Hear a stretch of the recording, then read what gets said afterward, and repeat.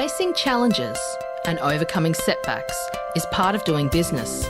Whether you have the expertise to survive them or not could mean the difference between success or failure.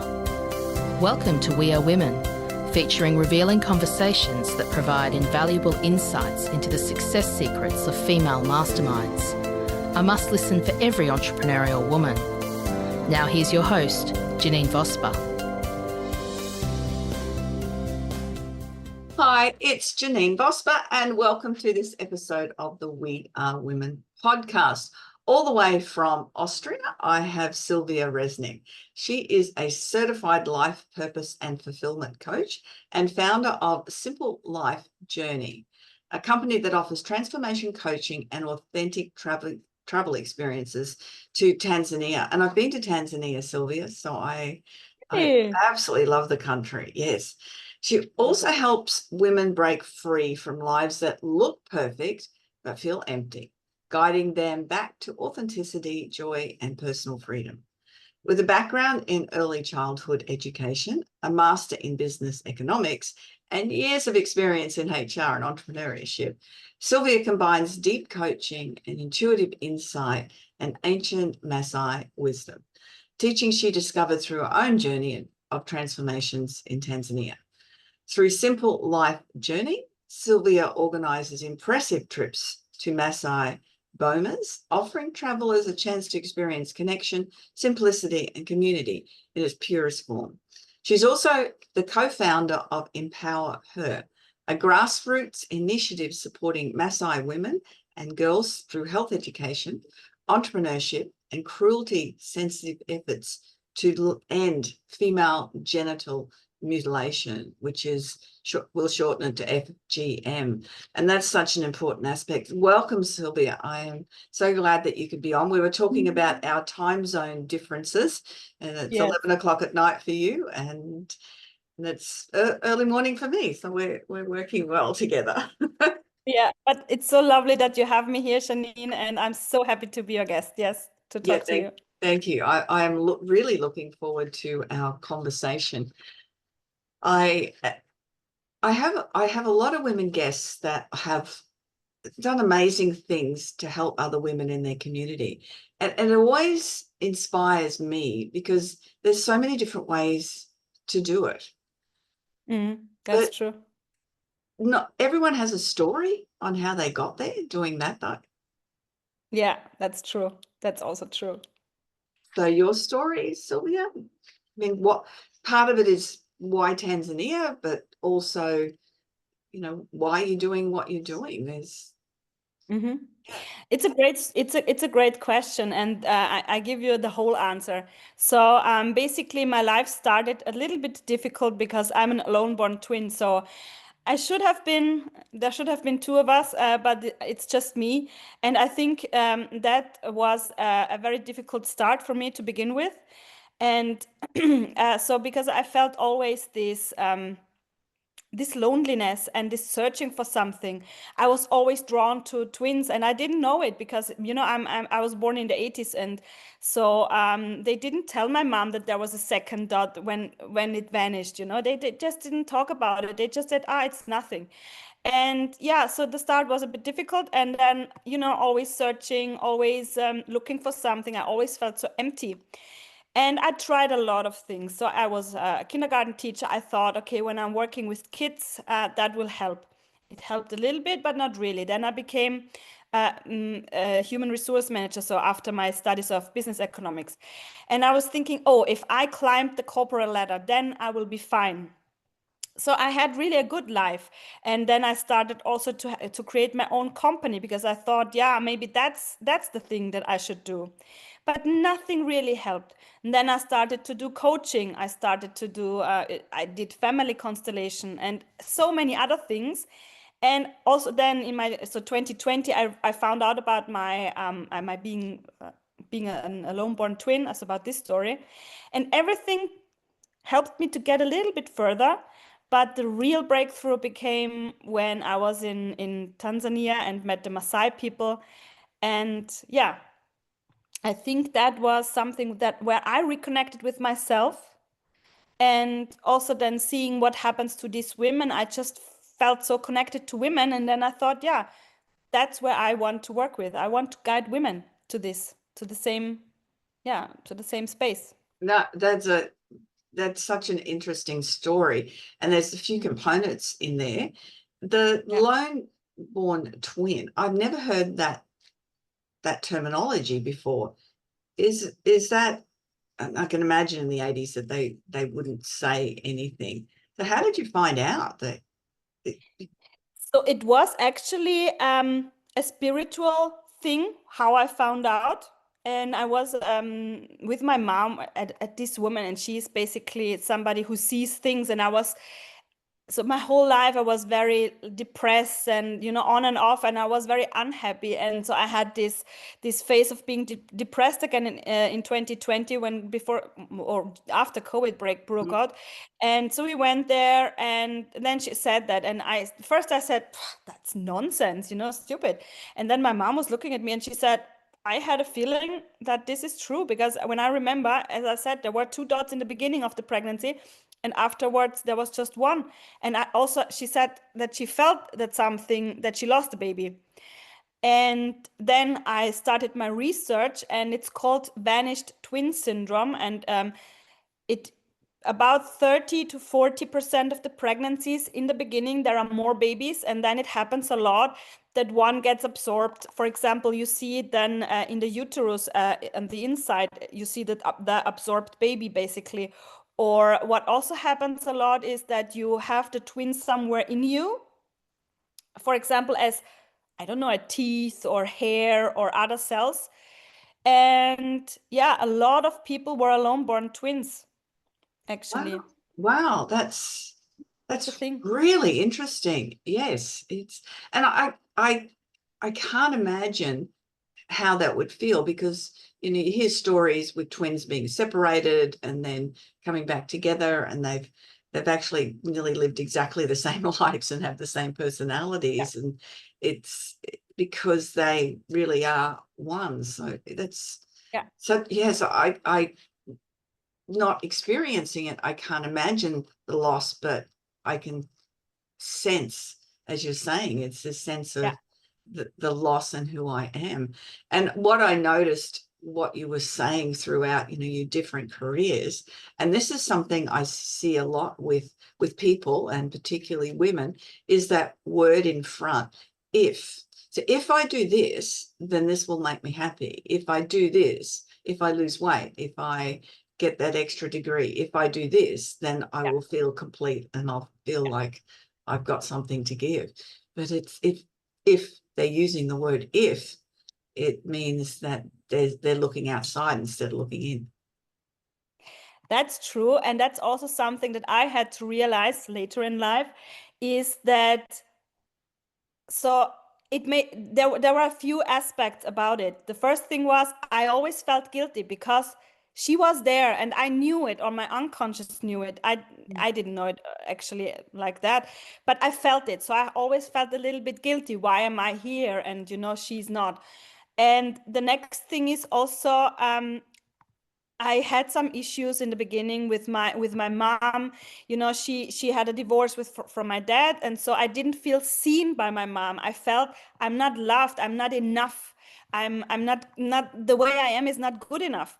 Mm. And so, which is, by the way, she loves me and I love my Yeah. mom and we have a very good relationship, you know. But this is something that when we are small, when we are little, Mm. we tend to do things like that. And that and all of that, and if I get this degree, if I do this, then I can be loved, then I can be seen by the people. And this is, it's crazy, but this is how our psychic is working actually. Yeah.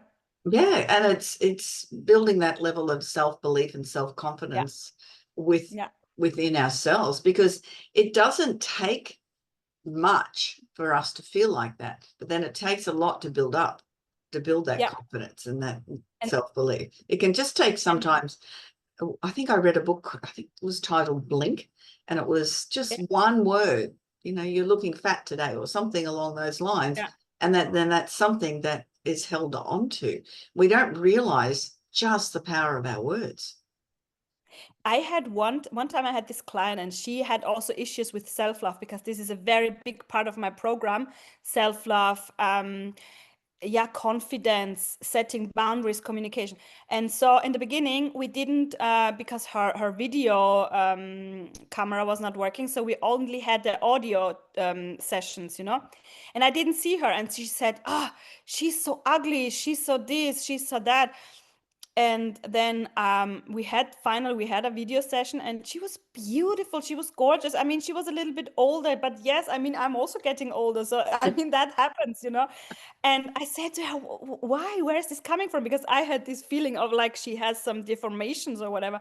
Yeah. And then she said, so during our work, we found out that her father one time said to another woman, not even to her, when she was little, yeah, you don't look like a woman, or a woman should look like something specific, like a 90, I don't know, what was it, 90, 60, 90 or something like that. Yeah. And just this, that she heard that, made her believe that she's not good enough, that she's not beautiful enough. And that kept being in her until she was, what was she, 50, 55, something like that, when I worked with her. And It's crazy. amazing, isn't it, that our subconscious can take Yeah, ownership of those debilitating beliefs, and yeah, it holds with you your entire life. I'm 66, Sylvia. So yeah. I look in the mirror and go, wow, there's some wrinkles there and there's bits and pieces. But I also know that not every person on earth makes it to 66, and to be Yeah. well and with it, and everything that And I let me say, you look gorgeous. am. And Thank you. the But it's that, be thankful for. I'm thankful for the wrinkles. I remember, and this is a bit off track, but I remember watching a movie. I've mentioned this a couple of times in podcasts, over the 200 of them.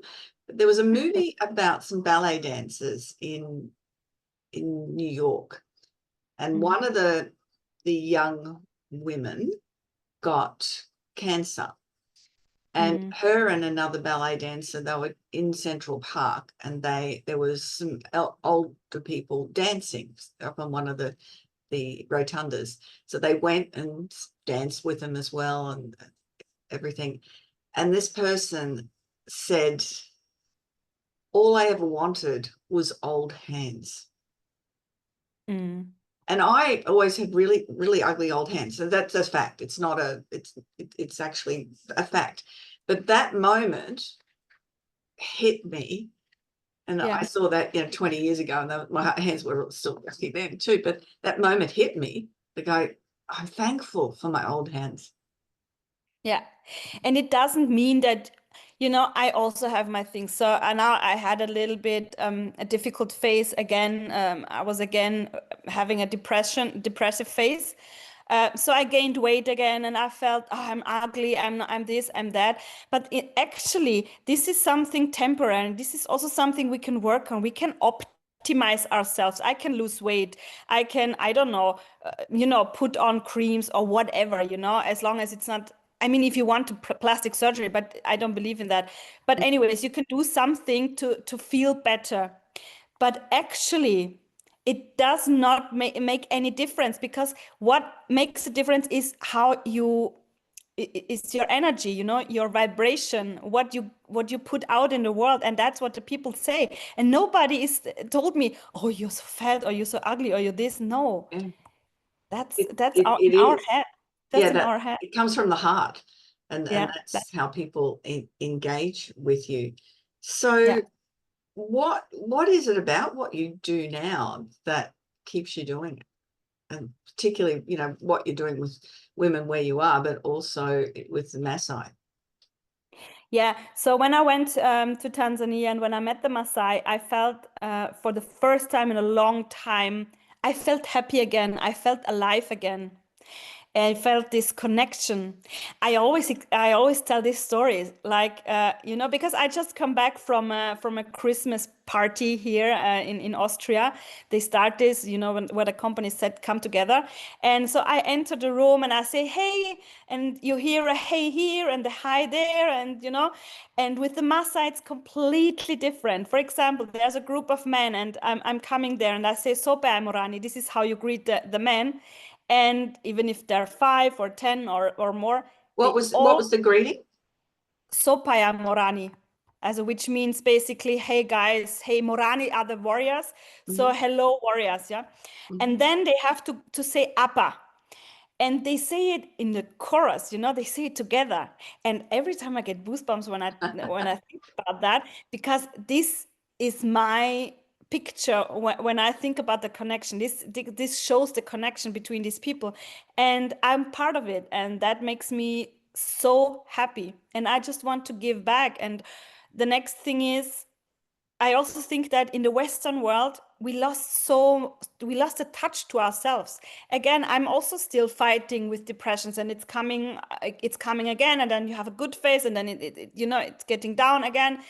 But to find this balance and to have not as bad episodes as before, and this is something that I'm still learning, and I want to give to the women out there what I want to show them and share with them what I've learned so far. And it's about reconnecting, it's about self-love, it's about all these things, setting boundaries. And yeah, I just want to share what I've learned from the Maasai. And I also think that I know from my experience in Africa that they have a lot less than what we have. And they don't, and they're grateful, and they can be happy with a lot less than what we have in the West. And that's the next thing. We always think we have to have a big palette of things, But in truth, we are human people. We are human, people, and our psychic is like that. The less option we have, the easier it is for us. Because when we have so many options, when we have this big variety, where we can choose, for example, I don't know, milk. You have, I don't know, the whole supermarket area is full with, I don't know, 10 or 20 kinds of milk. And I'm like, that's crazy, because choosing gets so difficult for us. It's overwhelming. And in Africa, it's so easy. You just have that one milk, and fine. And it's not so, yeah, it's simpler. That's why I called my company Simple Life, because life should be simple. Yes, yeah, definitely.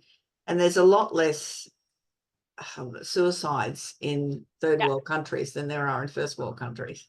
And you yeah, would think it would be the other way around, but exactly. it's not. It's more. So you take women's tours, just women's tours to Africa? No, so for the tours, I organize it for everyone. So everyone who wants to experience Zanzibar and Tanzania, I'm organizing it. I'm not a travel agency, so I'm a travel consultant. So I help them to find the right places. I book the right places for them, but they have to pay the flight, for example, for themselves. So I don't have an insurance for being a travel agency, and I'm not a travel agency. Right. So yeah, but I share everything. I share because you can do so many things. For example, on Zanzibar, and if you choose the wrong place, then it can be a little bit difficult, because it's so diverse. I mean, you have been there. It's Yeah, I so have been to Zanzibar as well. Yeah. diverse. It It's was so it diverse. was an amazing experience. Yeah, and It's just so different than what I exactly. imagined it would be, and the history of slavery out of there as It's well. And we went. What are the small boats called? The the DAOs. dhows. Yes, so we went out on Yeah, a dhow for half a day, and it was just to be able to to float around, and it exactly. just experienced that as the calm, but it's not like floating on the water where I am here. It was a different place. It was a very different experience. Yeah. And if you go to Zanzibar, if you just take Zanzibar, you have the East Coast where you feel the tides more because they have these reefs, and you can walk out, so the water is vanishing. And you can kite surf there because there's wind all the time. Mm, And when you go up in the north, for example, in Nungwi, you can always go swimming.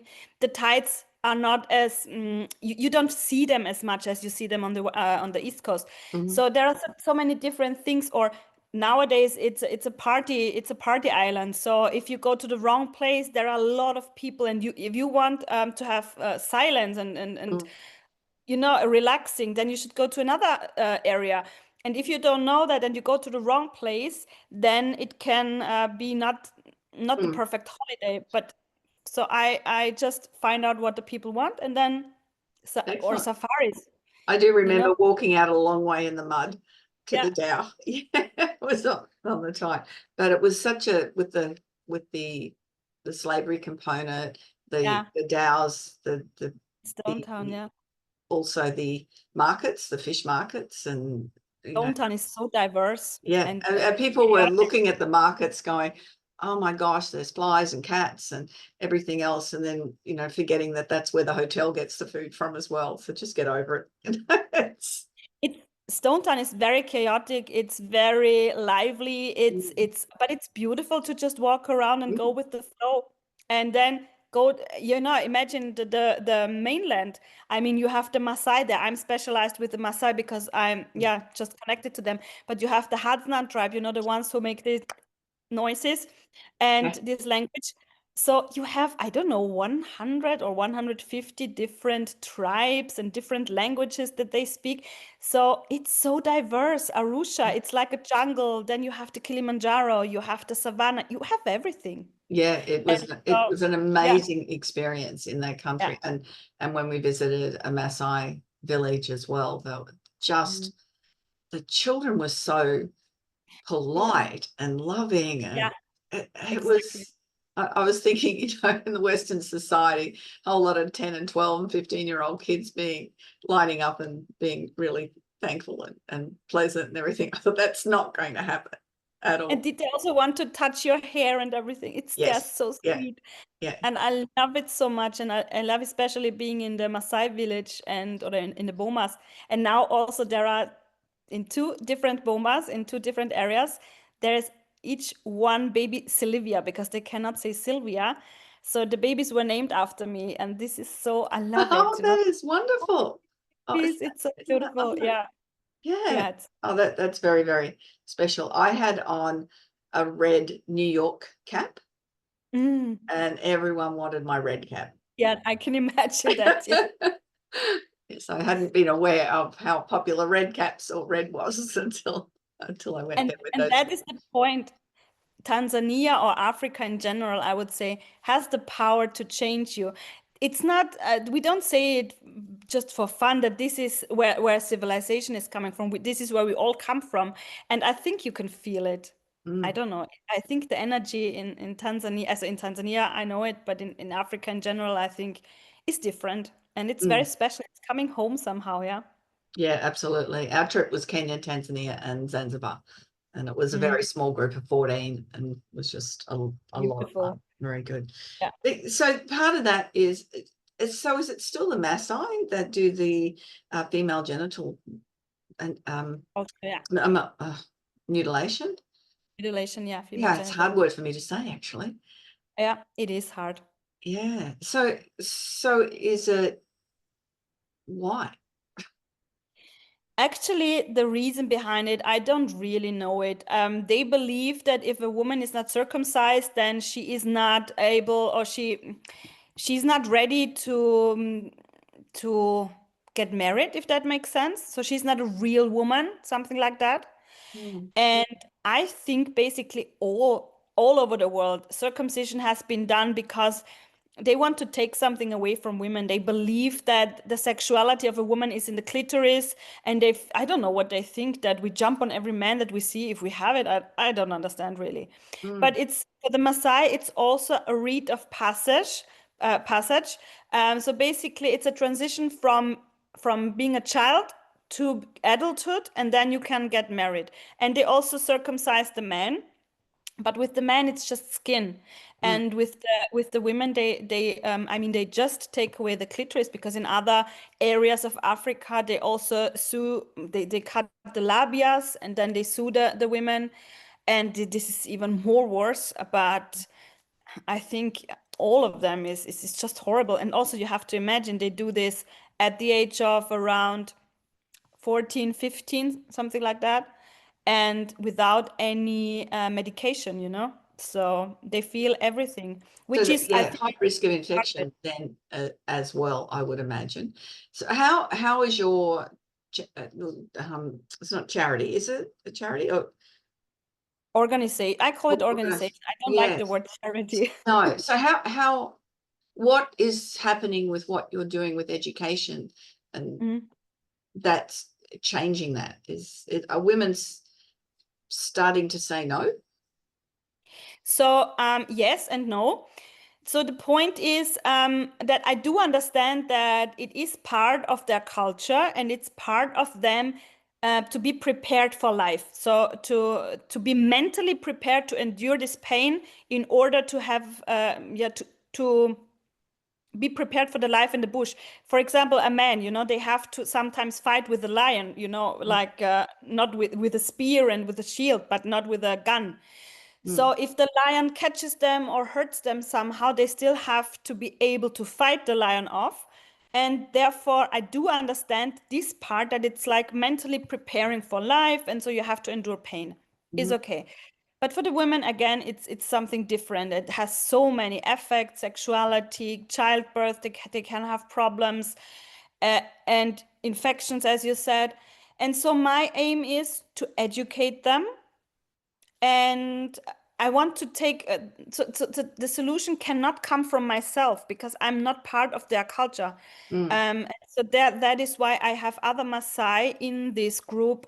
So we founded it together with a Maasai woman. She is also circumcised, and she said she does not want that for her children, mhm. or for her girls. And other women say, yeah, it's necessary, it's part of my culture, and if they don't do it, then they will not get married. So our goal is, in fact, to change their minds by showing them it's possible. Because in Kenya it already is better. Mm. I was talking to people in Kenya, and they told me a lot of women get not circumcised there anymore. So it is possible.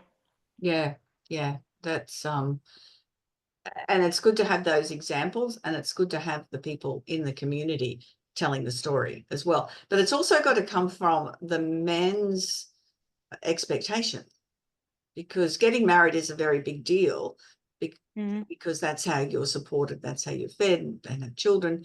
It's very much within that culture. It's not that the Maasai girls have gone to university, or they've got trades or businesses and can support themselves. They do need to have the man supporting them.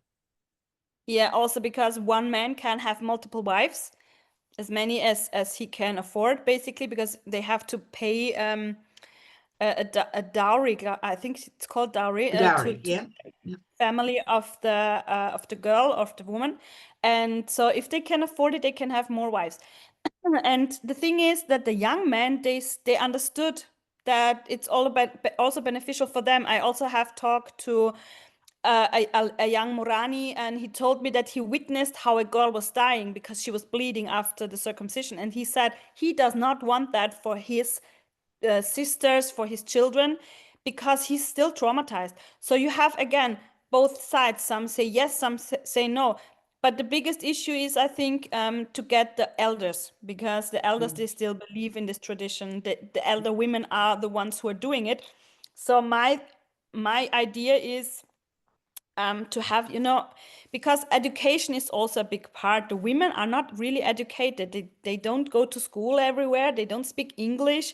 They don't know how to read and write. All these things. Mm. And so I want to build some learning groups, basically, and teach all those things. And maybe we can also teach, old Maasai culture, old Maasai history.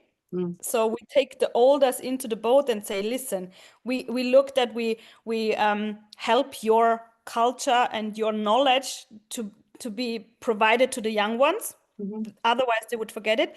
But on the other side, we stop doing that with the women. So that's my idea. But again, the solution has to come from them. Yes. I'm just the one who is initiating it, supporting it, and talking about it to raise money to make this happen. Yes, education is one of the ways to free those young girls and women. If without education, without being able to speak English, particularly because it is the universal language, they're restricted to what opportunities that they have in life. So yeah, absolutely. Which is very different than what you're doing with your business in Austria and clients that you work with, I imagine, from all different countries. That's even though, you know, we're talking about it going, oh, that's not nice, what's happening to them, but their lives are so much simpler. But as you said, the name of your business, lives in the West are not simple, are they? No, as I said before, it's we have too much of everything. And also, when I just look at the women, okay, it's like you have to be a wife, you have to be a mother, you have to be good in bed, you have to be a nice employee, you have to be this, whatever. So we have so many hats, and everyone expects something from us. And at the end of the day, we don't know who we are anymore. What do I want? So I have clients, when I ask them, what is it that you really want? And then she's like, I don't know. I don't have the time to think about it. So we are so disconnected from ourselves. We are so busy all the time. Nobody's going out in nature anymore. Nobody is talking to people because they don't have the time. Everyone is just rushing. And I feel like, especially after COVID, it came so difficult. In Austria, I feel it. There was this vaccinated, unvaccinated rift. And I feel like it still is, because when I go, for example, to the supermarket, nobody is looking at me, nobody can see me. It's just like robots, everyone is doing their things. And this is something that I've learned from the Maasai, this connection. It's so important.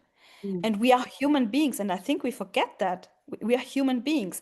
And our life, the more simple it is, the more happy we are. Because as I said again, if we have a variety of choices, then we are getting overwhelmed. We are getting, oh my God, what this. We don't know what we should choose.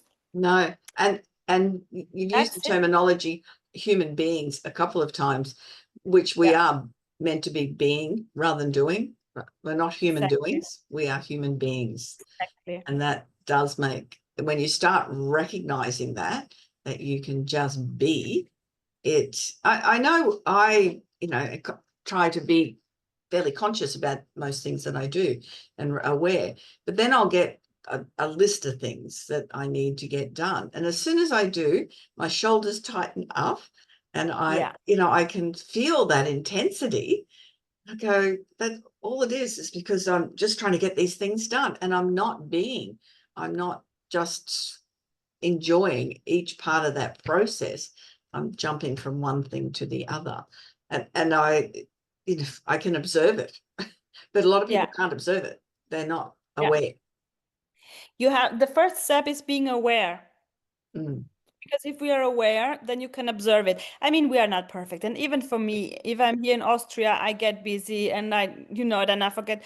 But after some time, I realize, hey, what are you doing? You're not being exactly as you said. I'm not living. I'm just functioning. And then I take a step back, I make a break, and then I connect myself. Also, my little dogs, they help me, to be fair, because I have to go out with them in nature, and we have a forest here, and I love walking there and touching I mean, that sounds stupid maybe, but I touch the trees, close my eyes, and then I just, meditate basically for a few minutes. And that helps me to be grounded. But yeah, it's really true. We are in the Western world, we forget about that.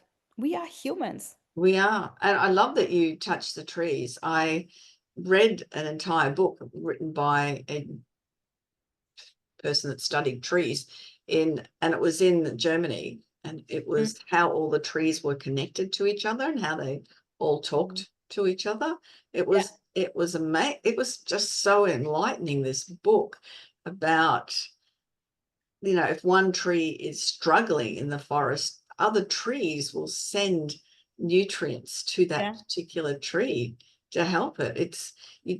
It's not something that you expect from trees. And I love that you said that. It's a great grounding for you. And I think it's so important for people just to get out in nature and turn up. Yeah. Yeah. It makes a big And difference to do that. That is that one of the things that when you're working with people, you know, you give them ideas that's going to work with them, for them to yeah. make life more simple. Yes. So when I work with people, I mix all those things that I have learned from the Maasai. And this is basically go back to nature, ground yourself, you know, be in the moment. And those are the things. So I mix it together with all the other coaching techniques, with my questions, with, you know, all the models that we have. And I also tell the stories of the Maasai. What are they doing? And I have created some rituals around these things, you know. For example, a fire ritual where you look into the fire and you ground yourself and you know, let go of things and those kind of things, because fire is also a very important element. To look in fire when you're meditating, it helps you to reconnect with your consciousness. I don't know why it is, but staring at the fire is something so relaxing, and I it's love good. campfires. We do a lot of Yeah. travel in our caravan, or when we've, you know, always camped, and sitting Yeah. at a campfire, and just, you can sit around a campfire with 20 people and nobody say a word. Everyone's just absorbed by the campfire. But other than that type of thing, how do people just go from their disconnection to and distraction into being observant?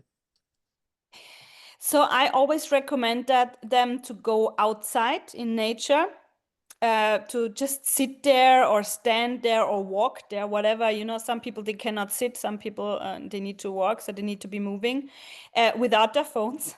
That's very important, because this is coming from Japan, this forest bathing. So when you stay for 3 hours in the forest, that has a calming effect on your whole body. So everything goes down, all the stress hormones go down, and it lasts. It's really something that you keep. So this is something that I recommend. I also always recommend, and this is the number one thing, is meditation. To just sit there and not, you know, it's not about sit down for 1 hour and do it. No, it's not about that. It's starting small, starting with 2 minutes. Just focus on your breath, focus on your body. Start to feel yourself again, because this is also something that we have forgotten over time. Mm. Yeah, and these are the things, and these small rituals. Journaling is also something. I mean, I think you can read about that in all the coaching sphere, I would say, but it is so profound, because to write down your thoughts and what you have in your head is so freeing. Yes, so that journaling is definitely a way. I know quite a few friends. I don't have a lot going on in my head, so it's not something that which is really interesting. I didn't realize that wasn't normal.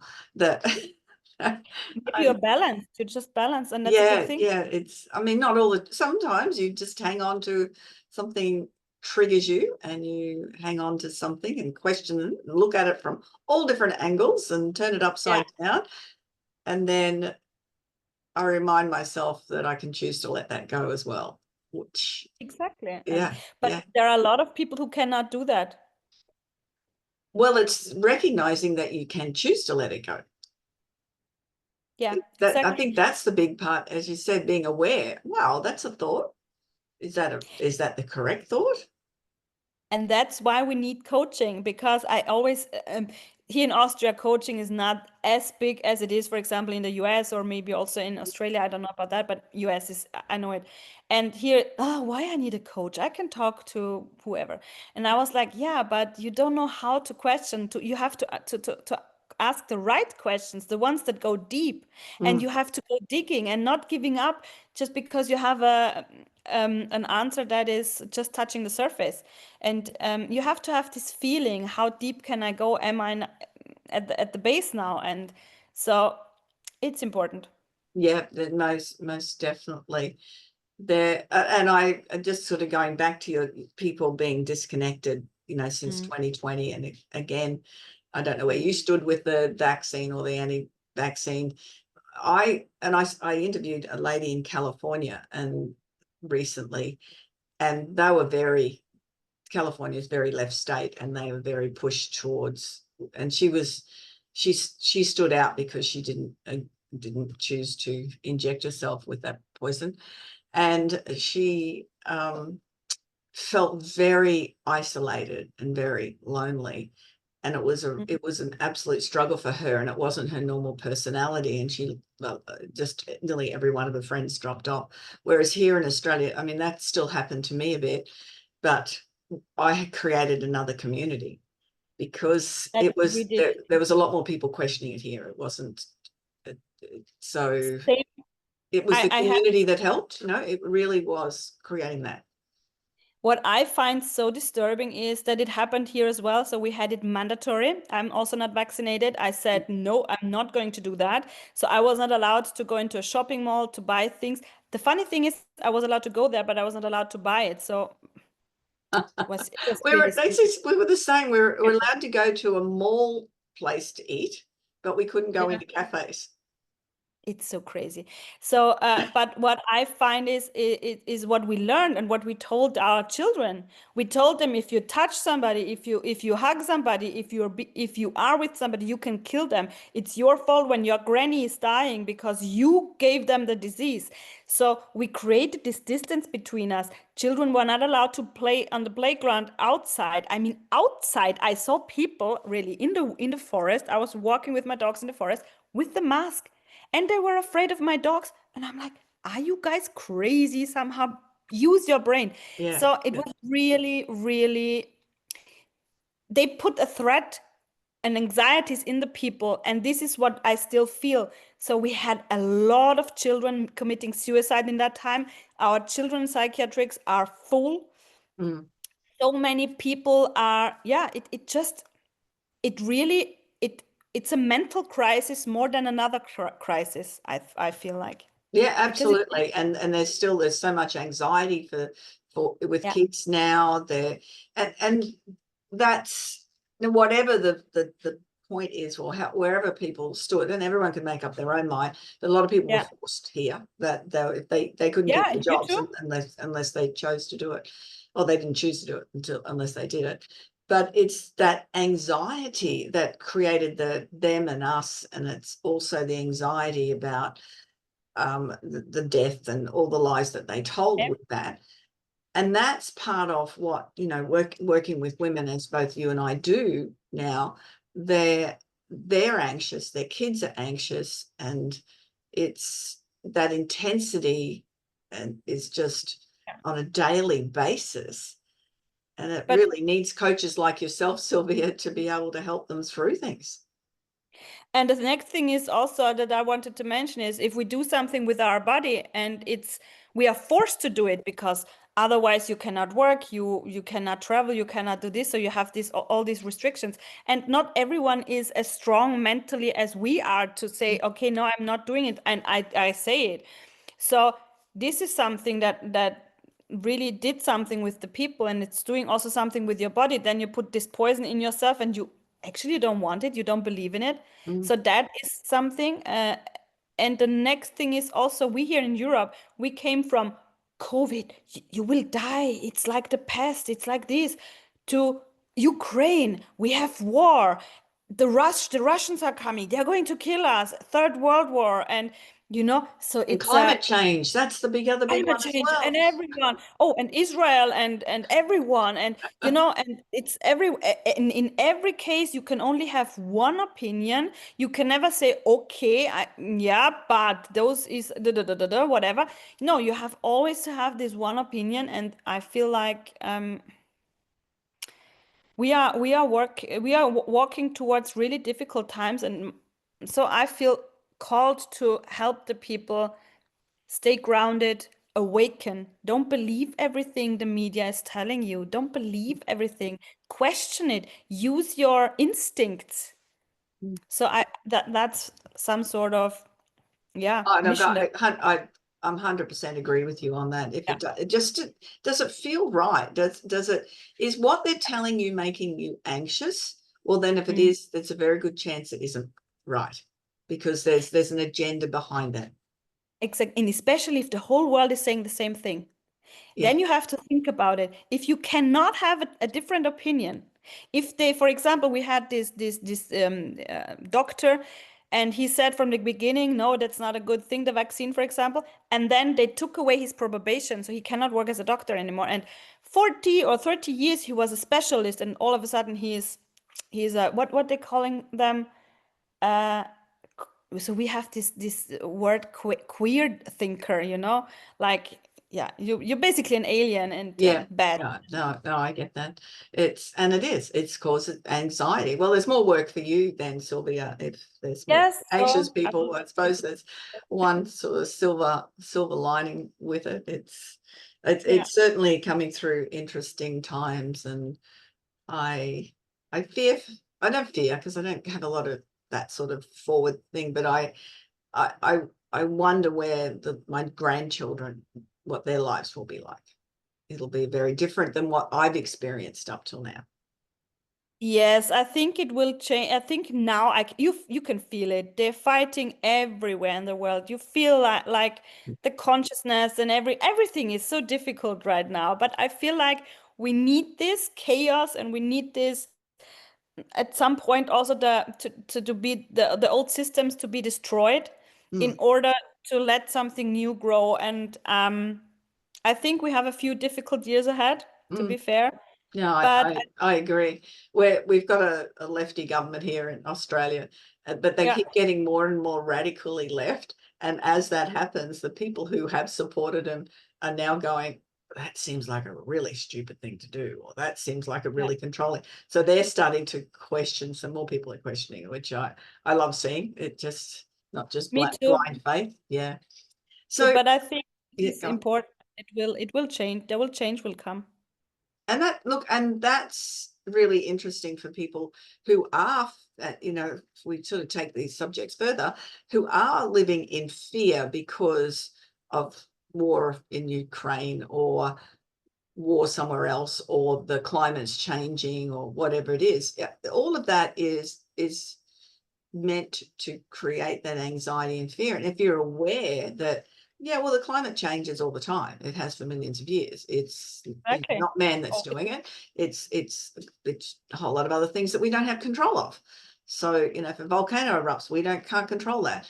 So if you can step back and go, you know what, I can't control what's happening in exactly. Ukraine. I can't control what's happening in Israel or Gaza. I can't control the weather. I can just live my life the way I want to live it, so Exactly. Changes for yourself. I don't know, if you're scared about the environment, okay, then don't destroy it. Don't throw away things. Maybe use resources a little bit more thoughtful. Eat, I don't know, organic food, fresh food from the markets, something like that. Use less plastic. That all makes complete sense. And Mm. I 100% sign that. But climate change, the CO2 taxes and whatever, that's just for money. Yeah, I mean, just yeah, think there's, about it a we could little we bit could more. go on to that topic for quite a while, I think. Really, Interesting. really. So out of And all of the things that we've talked about, I usually ask three takeaways. We've covered a really diverse range of yes, points. I think though, all of them sort of talk about living the best life you can. What do you want people to remember the most, Sylvia? What do I want to remember? So my mission is to guide the people to a more conscious life, to reconnect with themselves, and to trust their intuition again, and to not believe everything that the media or whoever is saying to them. So this is the one thing: reconnect to yourself and be more conscious. The second thing is create a life that is simpler, because simpler means really happiness. It doesn't mean that you don't have, you should not buy nothing anymore, but just a little bit more simpler. And the third thing is come and visit Tanzania and the Maasai. And call me, I show it to you. I love it. When you mentioned about killing a lion, we were watching two lions for quite a while, a male and a female, and we were watching them for a while because they're very quick when they mate, and then they rest, and then they're quick, and then they rest. Yeah, they do it a lot. They do it a lot. It was Yeah. across a river. A young Maasai boy was walking with goats, and as soon as the lions saw him, they were both on alert because they knew to fear. They didn't care about us being there, but they knew to fear this Maasai, even though it was a boy. It was really interesting. So cool. Yeah, I Yeah. know that. Yeah, it was. And again, fear is something that is learned. And this is learned over the generations. They learned, okay, Maasai are fierce warriors. Mm. So better stay away from them. Yeah, it was nothing. We didn't interrupt them. Nothing interrupted them until they saw that boy, and it was. The Maasai. Oh, Yeah. yes, definitely. When everyone's listening to this, go to Tanzania, and we went to Kenya as well, Zanzibar, the whole area. Yeah. It's just fabulous, absolutely But fabulous. in my case, I have to say Tanzania and come to me. Yes, and work absolutely. with me and with my people. I'm almost only working with Maasai, with a few locals, but I'm specialized in Maasai. So I think that's brilliant. I think that's so important to do that, and that's part of what you talked about, is building connections and feeling connected to a community. How can people get in touch with you, Sylvia? So I have this website, simple-life-journey.com. And there you get all the informations. You have my number, you have my email address, you have everything, and you can just send me a message, tell me what it's about, and then we schedule an appointment and talk on Zoom, because I want to see the people. And then I will help you with whatever you need. Yeah, and all of those details will be in the show notes. So can I say one more thing? It's also because my Empower Her project. So if there are people, teachers, maybe retired or whatever, who want to help me to maybe also come to Tanzania to teach English, mathematics, whatever. If you feel called to help me, please come. Oh, I love that. Absolutely. I think that is incredibly important. Education is free. That's one of the most important factors. Thank you so much. I have thoroughly enjoyed our conversation. I love taking back the memories of going to Tanzania and special place. It was great reliving all of that, and the work you're doing with the people that you're helping through your coaching, but also helping in the communities in Tanzania are amazing, the Maasai. Thank you so much, Sylvia. Thank you so much for having me. It was lovely. And that's another episode of the We Are Women podcast. If you've enjoyed it, I would love for you to leave a review and let us know particular points that really stood out for you. Remember, you can go to janeenvosper.com, book a strategy call. If there's something that I can help you with, that I'd love to do so. If not, I've got a lot of people that I can recommend who might be just the right coach or the right person to help you that you need. So wherever you are in the world, have a fantastic day, week, month. And I look forward to you joining us next time on the We Are Women podcast.